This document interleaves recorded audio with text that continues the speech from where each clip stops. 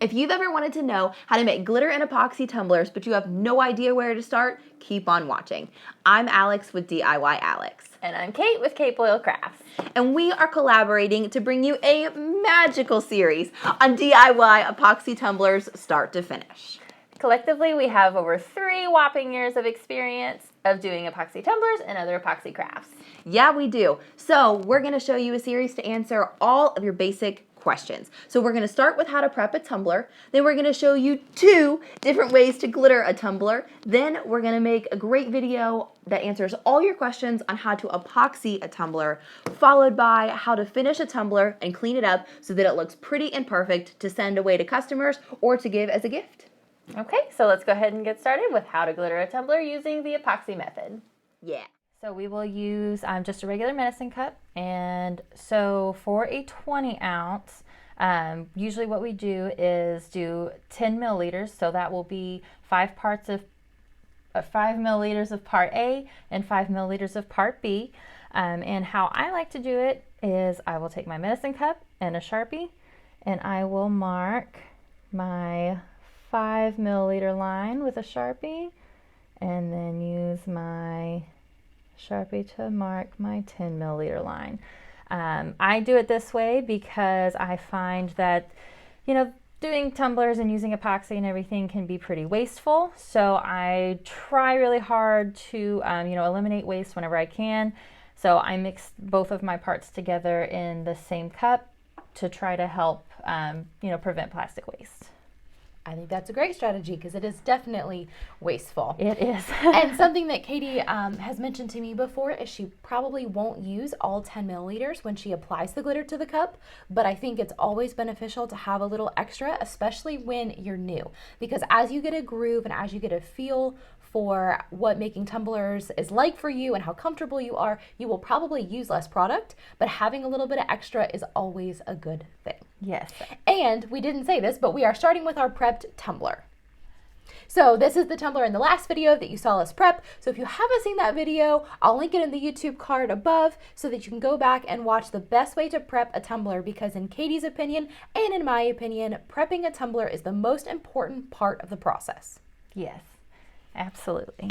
Okay, so we are going to be using Pro Marine today. So we have our parts A and our parts B, and we just like to have them in little condiment bottles. For me, it makes it a lot easier because you have the little nozzles here, and it helps to control your flow a little bit better. Epoxy does have about a year shelf life, so as it ages, it will get a little bit of a yellow tint to it. However, once you mix it, as long as it's still within that shelf life, it will turn clear. But if you are a beginner, what we usually like to recommend is starting out with Illumilite. I think Illumilite is just easy to mix because it's very simple. A and B, it's not finicky, it's not moody. Once you start getting into different brands of epoxy, they like different environments and different conditions. And what I found and what Katie has found is that for beginners, Illumilite is a great place to start. Plus you can buy it in stores if you're so excited and you just don't want to wait for it to come in online. So there's lots of different varieties. The Pro Marine is what I have been using. Katie, what is it that you normally use? I really like to use Artworks. It by far has worked the best for me. I work out of a basement and it can tend to get a little bit humid. So for the environment that I work in, it just seems to do a little bit better for me. Good deal. Okay, so we're going to go ahead and get started. So again, we have our medicine cup marked with our lines. And we're starting with part B, right? Why is it that we start with part B? Yes, I like to start with part B because it is a little bit thinner. So, and once you put the part A in, it just seems to mix a little bit easier. I like easy, so Easy is always good. Yes, yes. And remember that in most cases, epoxy is a 1-to-1 ratio. And if it's different, it will tell you otherwise. But that means that you want to put an equal amount of part A and part B.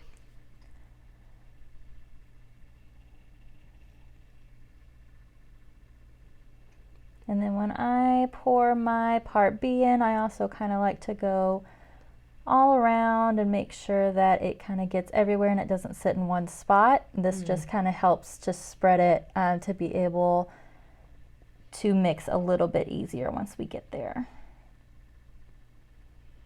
So that's the focus, is just an even part of A and B always. And I really like the tip about using a Sharpie mark, because you'll notice that when you order some of these medicine cups from Amazon or medical websites, sometimes it is a little bit hard to see the markings. So I think the idea of using a Sharpie line is a great idea.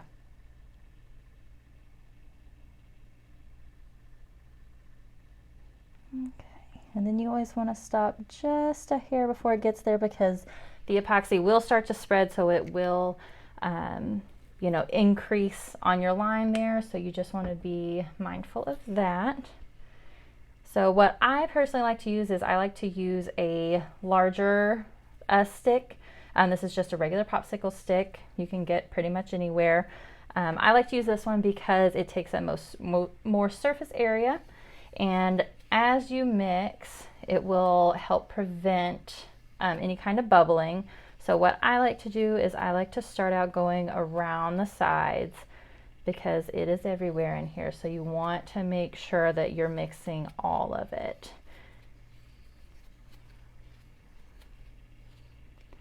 And then I like to give it just little scoops here. You'll notice that when you first mix parts A and B together, it will look a bit cloudy. So it looked clear before we started. Now it gets cloudy, and that's normal. And then when we're getting closer to being ready to apply the epoxy, it will actually turn back to clear again. So that's an easy way, or one of the ways that you can know that your epoxy is ready to be applied. Yes.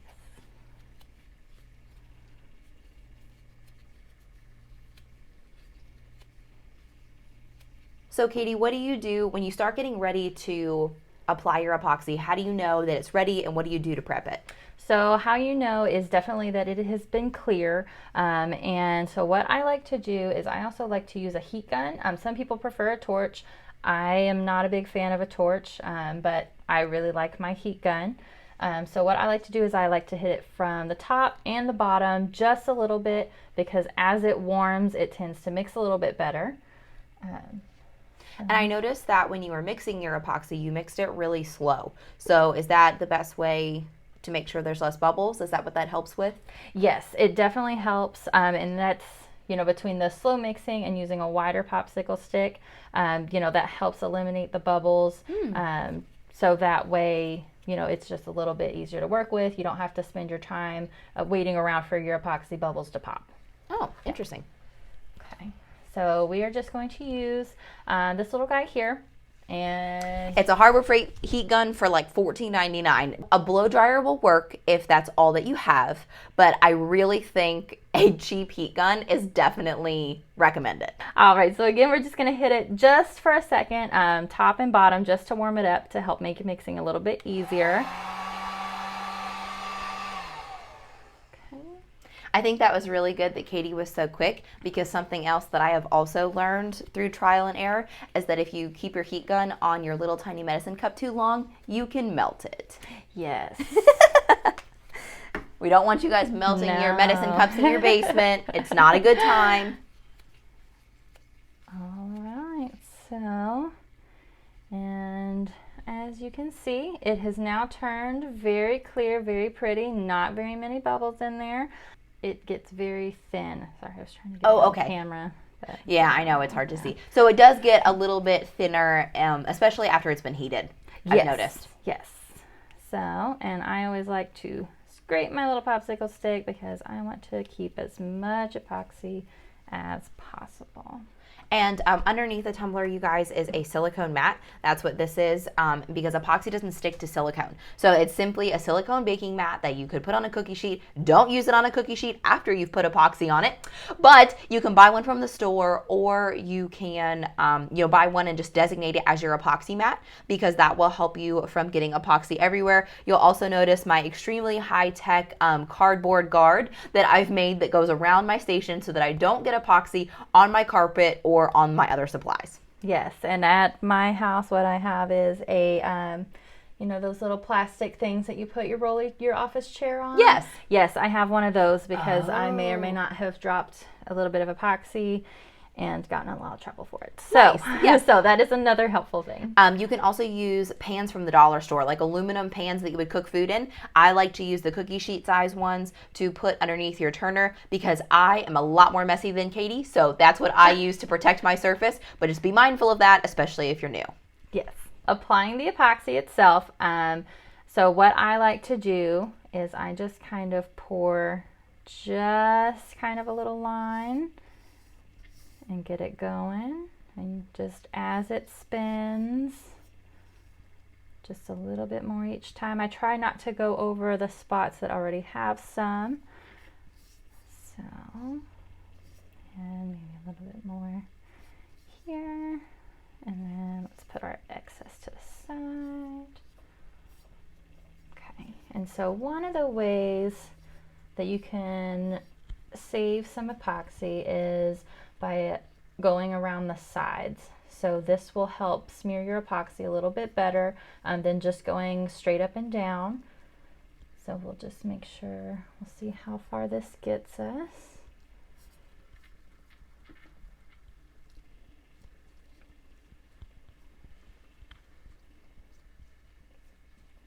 And you always want to make sure that you get a nice even coat because if you have too much epoxy in some spaces and just the little bit amount in others, what you will have is some uneven glittering.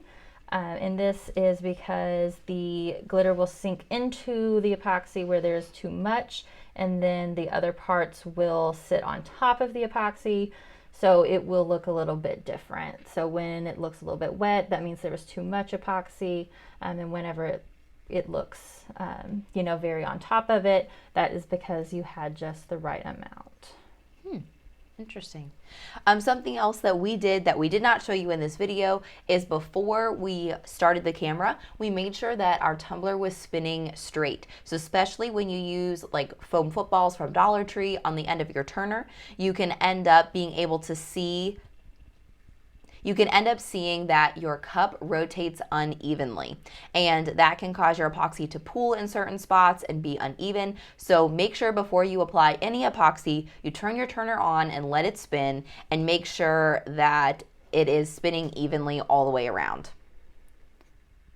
And for the bottom, I just like to dip my fingers in and just kind of barely get the bottom there. Do you pay any special attention to like the edges around the bottom or the rim to make sure it's even, or does the epoxy take care of it itself?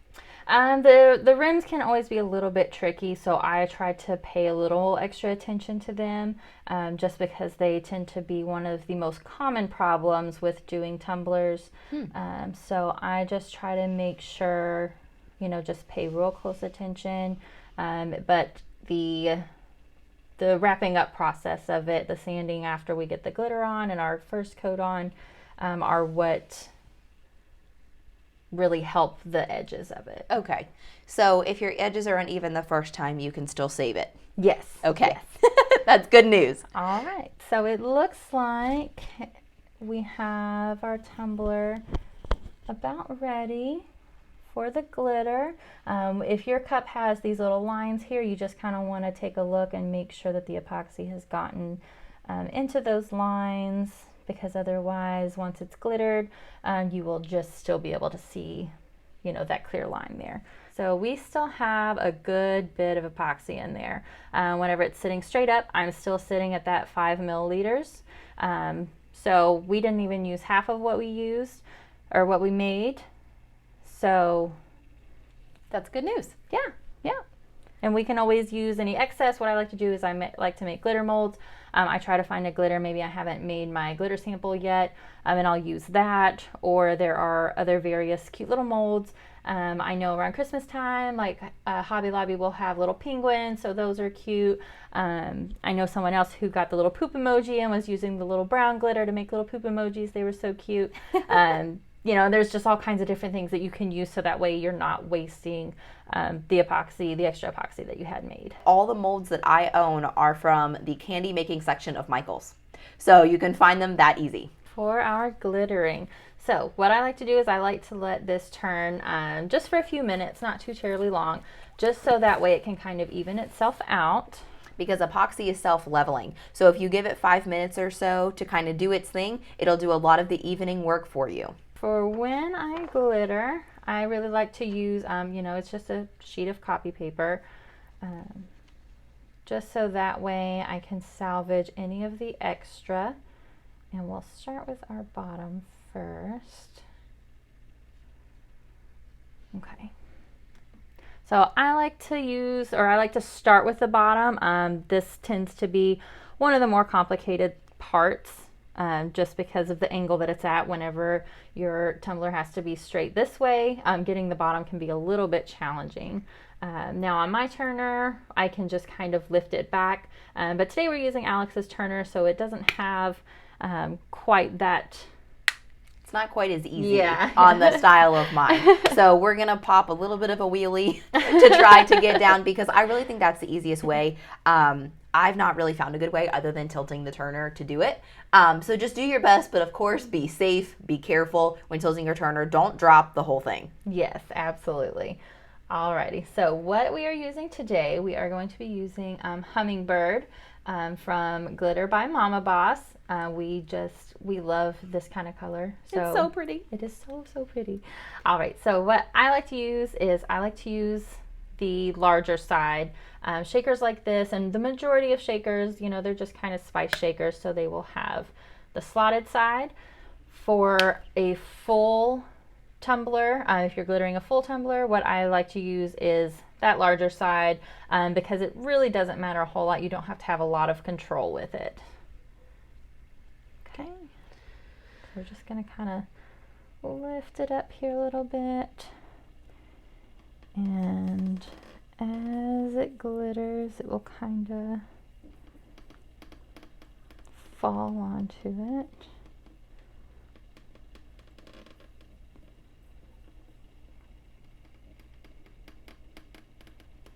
Okay,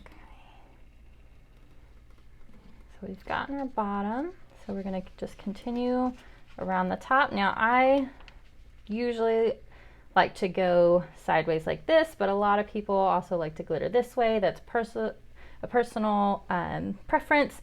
I just like to go this way just because of my setup. This just seems to work a little bit better for me. And you just dump it on there. And the reason that she's not as concerned about the amount of glitter that she's using is because she does have that piece of paper underneath. So we're really not wasting very much, because in the end, we're putting most of that back into the shaker. Yes. And I will link the shakers below. The shaker that I put that in is just from Amazon. It's just a spice jar from Amazon, but I found them and I like them a lot. So I will link them for you in the description if you'd like to get your own. If you buy from a lot of these polyester glitter companies, you will tend to receive your glitter in bags, which is fine. But I think that for glittering, it is much more convenient to put them in shakers. Absolutely. I love my shakers. Okay. All right. So see, we have all of this excess down here. We're just going to pick it up. Actually, we're going to move this over here. As I drop it everywhere. Hey, it happens to the best of us. And you just want to make sure you're not going to get scrape on your cup as you are doing this. I have done it before. Most people will do it. You just want to be extra mindful. You just kind of tap it to get the rest in there. And so now we're just going to kind of put this paper back under, and we're going to take a look and see if it looks pretty even. So what are you looking for when you're trying to figure out if it's even? So I'm looking for those kind of wet spots that we talked about, if there's going to be too much epoxy. So it looks like this one turned out really well, but I think I do see an area right about here and here. So what I have found is that if you give it just a minute, let that glitter kind of soak in, and then your epoxy will be back on top, and then you'll be able to apply just a little bit more, so that way it can help even everything out. Oh, so you can kind of fix those mistakes. Yes, yeah. Good deal. I only learned that recently. I think that's so funny that no matter how long you've been doing tumblers, I swear you are always learning something new. Absolutely. Absolutely. Hit this spot right here.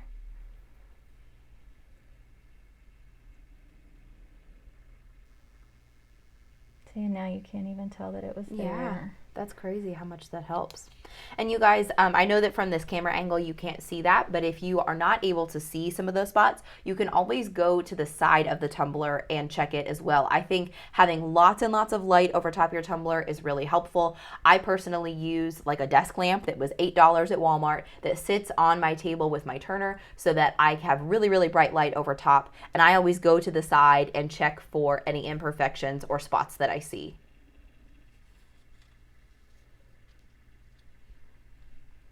All right, Alex, I think it's looking pretty good. Okay, very good. I think it turned out beautiful so far. And guys, another note we wanted to make for you is that if you are newer to epoxy tumblers, we highly, highly recommend that you start with fine glitter. I know that at least for me, when I got started, the temptation was to jump straight into chunky glitter because that's all I ever wanted in my life was a chunky ombre glitter. And though those are beautiful, fine glitter is much simpler and a much easier starting point. Katie, do you have any last tips for everyone?